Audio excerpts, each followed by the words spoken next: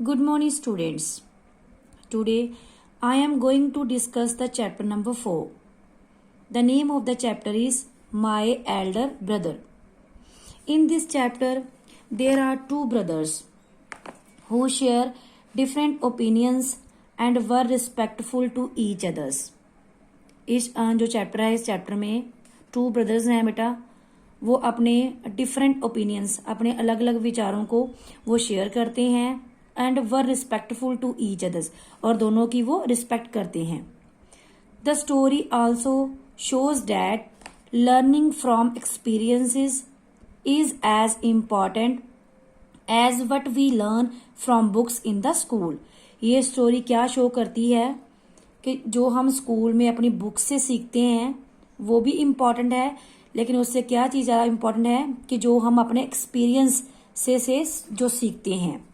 It mean कि जो हम अपने बड़ों से, अपने टीचर से सीखते हैं वो भी बहुत इम्पॉर्टेंट है. In this chapter the writer tells us that the elder brother Bhaiya who always study, the younger brother Munna who always like to play with friends. Munna, the younger brother, is 5 years older than Bhaiya. Bhaiya says that I want my foundation in education to be very strong. And he says that if the base is strong, then the building will stand firmly. भैया क्या कहता है? Foundation होता है बेटा solid base, और formally का meaning क्या होता है? स्ट्रांगली. भैया कहता है कि मेरा जो बेस है एडुकेशन में वो स्ट्रांग होना चाहिए. वो कहता है अगर मेरा बेस स्ट्रांग होगा तो जो बिल्डिंग है वो भी स्ट्रांग होगी. इसका मीनिंग क्या है कि जैसे हम बिल्डिंग बनाते हैं तो हम देखते हैं बेटा कि उसकी जो नींव हम स्ट्रांग बनाते हैं. क्यों? क्योंकि उसके ऊपर हमने बहुत सारी बिल्डिंग बनानी है. अगर जो नींव है वो स्ट्रांग ना बने तो बिल्डिंग कभी भी टूट सकती है. ऐसे इसका कंपैरिजन उसने किया है भैया ने अपनी एडुकेशन के साथ कि अगर एडुकेशन में जो बेस है वो स्ट्रांग होगा तो आगे जाके भी वो स्ट्रांग ही बनेगा. Okay. At that time he says that English is not child's play. To speak or write English, कहता है कि जो इंग्लिश है वो कोई बच्चों का खेल नहीं है. इसको पढ़ना या इसको बोलना कोई वो बच्चों का खेल नहीं है. ट्रमेंडस एफर्ट्स आर रिक्वायर्ड होता है बेटा डिमांडेड, कि बहुत सारे एफर्ट्स जो है रिक्वायर करते हैं. But Munna does not listen to his brother. He wants to play with friends. One day Munna says that Bhaiya let us go to see mela in the village.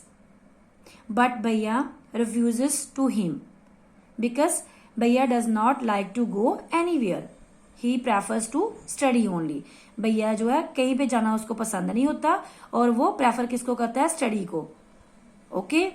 Now final exams are over and results are out. At that time the younger brother Munna passed, securing the first position in his class. But the elder brother Bhaiya failed. Now Munna says that there is only 2 years difference between us.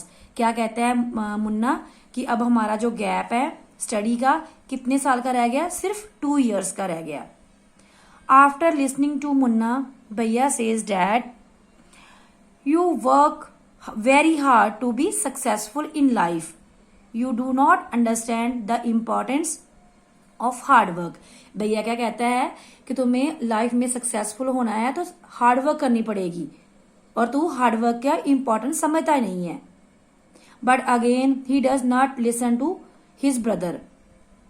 Eight that time again the final exams were over and the results were out once again. At that time, Bhaiya failed again and he was really upset. The other hand, Munna passed again, but he was also sad, seeing his brother so unhappy. One day क्या होता है? A kite is flying slowly downwards. Suddenly, Munna comes face to face with Bhaiya. Bhaiya says that Aren't you ashamed to be playing kites all day? कहता कि तुम्हें शर्म नहीं आती कि तू सारा दिन ही पतंगों के साथ खेलता रहता है.